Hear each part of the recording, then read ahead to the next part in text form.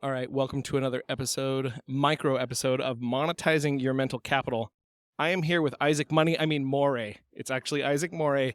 I read it wrong when I very first walked up, and I think Isaac Money, he's wearing a stylish yellow blazer. So Isaac Money totally works. Welcome, Isaac, to the show.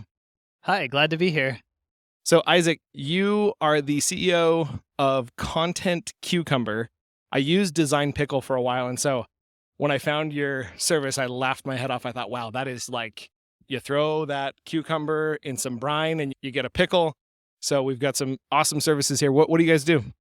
Yeah, we deliver content writing as a service to companies across many different industries. We help them with their blogs, their emails, their web copy, product descriptions, all kinds of creative writing to help tell your story to the world. Beautiful. So here on Monetizing Your Mental Capital, one of the things that we talk about is we try to send you back in time. So what I'm looking for here, Isaac, is the first time you monetized mental capital, meaning what was the first time you went out and tried something entrepreneurial or you got paid for some nugget of knowledge? You know, could be that lemonade stand. What's coming to mind? Yeah, I do have a lemonade stand story. As a kid, I really loved to write since I was young, and I started a newspaper with my brothers, and we would just write about, sports, news stories, or even just family gatherings that we had and talk about them. And I would assign out different topics to my siblings, and they would write articles for me, and might have sold a couple dollars worth of ads in that paper to friendly family members over the years. So yeah, kind of funny that grew into me eventually, becoming a writer and running a content agency. And here I am 20 years later, still assigning articles out to people and managing, content production.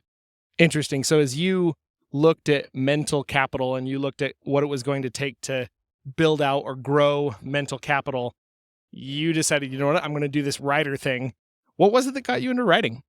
Well, like I said, I liked it since I was a kid. I loved reading and just storytelling. So, one thing led to another. I went from running that little newspaper as a kid to studying English in college. And then while I was still studying, I ended up finding remote writing jobs, working with different brands, telling their stories through their blogs, and just gathered clients throughout college and got to the point where I was like, yeah, this could definitely be a business. Awesome. And one of the things that I think is interesting about your specific service is you have done a good job of productizing a service. And that's where we've taken something that's obviously ephemeral, that's not a hard product or a hard good, and you've turned it into a productized service. What's different between a productized service and just, mom and pop writing agency out there? Well, that's really the difference between my freelance writing career and this eventual company. Is as a freelancer, I was bartering with each and every person I worked with. I'll write these 3 articles for you for $300. I'll write this article for $30. I'll write this article for $150. And each and every time kind of debating the price and making the sale and manually generating a PayPal invoice. And all that work becomes, half the job. And here I got to give credit to my great friend and co-founder, Chris, who approached me with the idea to turn my freelancing into, one specific iteration of turning that into a business. And I think the recurring revenue, the retainer model, the productized service really makes that more viable. And what that is just saying, something along the lines of you pay X amount per month, and then we deliver projects for you to a certain limit just as you request them. So that instead of, requesting, debating and haggling over each and every article, we sell an ongoing service, and we're here for you as you need us. So as you dug into that, what were some of the biggest challenges you found? I mean, they say riches in the niches, right? And saying no is what really opens you up to say yes for the right categories of things. What was it that made you feel like, you know what? We're going to say no to all of this extraneous stuff, and we're just going to do content. We're just going to do it this way. What was it that made you have the tenacity to do that?